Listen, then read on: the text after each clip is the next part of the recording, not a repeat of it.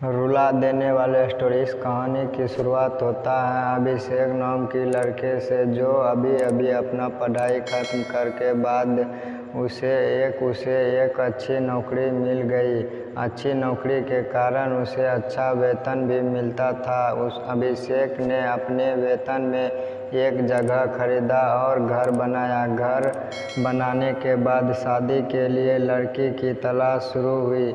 सुरेश की किस्मत हमेशा उसके साथ थी। उसका विवाह प्रीति नाम की एक खूबसूरत लड़की से हुआ। शादी होने तक सब कुछ अच्छा था, लेकिन शादी होने के बाद एक समस्या बढ़ने लगा। अभिषेक की मां को डर था कि उनकी बहू शादी बाद जॉब करने ना लगे। आज वह ऐसा होता है कई जगह पे, फिर भी उन्हें धर्म से सभी समस्या का सम्मान किया। शादी के बाद के सभी काम अच्छे तरह से चलने लगे।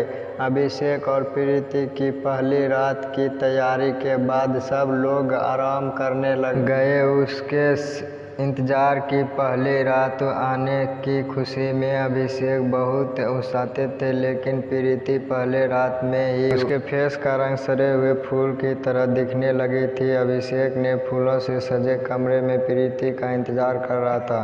कुछ देर के बाद सुहाग रात का कमरे में प्रीति का प्रवेश हुआ। प्रीति सुहाग रात के कमरे में आने के बाद अभिषेक का उत्साह दुगना बढ़ गया। वह ऐसा बर्ताव करने लगी कि जैसे स्वर्ग के दरवाजे की चाबी अब उसके हाथ में है। अपनी सगाई के दिन से गीता की फोटो पर चुम्मा का बारिश बहाने वाला सुरेश को आज की सुहाग रात एक मौका दिया था। प्रीति को अपनी मजबूत बाहों में भर करके उसके साथ प्रेम लीला खेलने के लिए अभिषेक उत्साहित था, लेकिन प्रीति उसके जल्दबाजी को देखकर धीरे से रोने लगी। अभिषेक को अपने जीवन में कोई भी इच्छा या लक्ष्य नहीं था, लेकिन प्रीति को अच्छी तरह से पढ़ाई करके IAS अधिकारी बनने का सपना था। इस सपने को सच करने के लिए वह दिन रात पढ़ती थी, लेकिन इस बीच शादी होने से उसकी पढ़ाई रुक गई।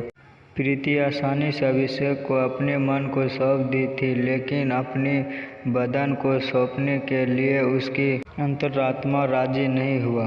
इसलिए वह सुहाग रात में अभिषेक का जल्दबाजी को देखकर रोने लगी।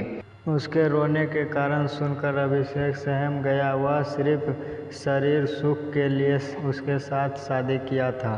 पहली रात में ही अपने नीले सपने के ऊपर पत्थर गिरने पर वह परेशान हुआ।